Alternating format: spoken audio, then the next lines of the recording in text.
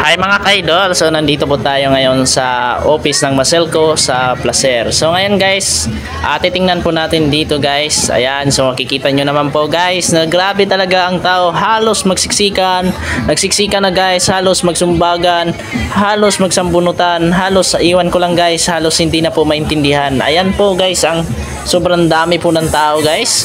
Kasi nga nung malayo pa po ang Judith, pumupunta na po dito yung mga tao para po magbayad. Yun ang problema lang guys, pag hindi pa po daw Judith ay hindi po nila tatanggapin.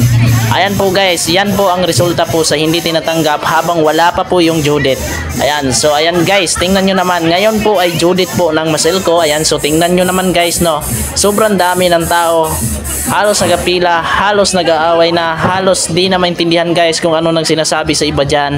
Ayan, so makita nyo naman po guys na halos wala nang bakante yung ano, at nag-iisang tiller lang din dyan. Ayan, so naawa na din ako sa tiller dyan. So dapat nga guys, habang maaga pa sana, pag nagbigay na po sila ng bill nila, ay dapat po guys natatanggapin po nila kaagad yung ano, yung bill, yung malayo pa ang Judith, para hindi po ganito kagulo guys. Tingnan nyo naman guys, no, ang nasa loob, grabe talaga guys, sobrang init.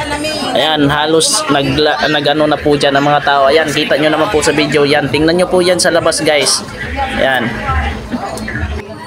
so kikita ko to sa labas guys, no. Ay, video niya. Video. Basta i-close lang yun noon ta.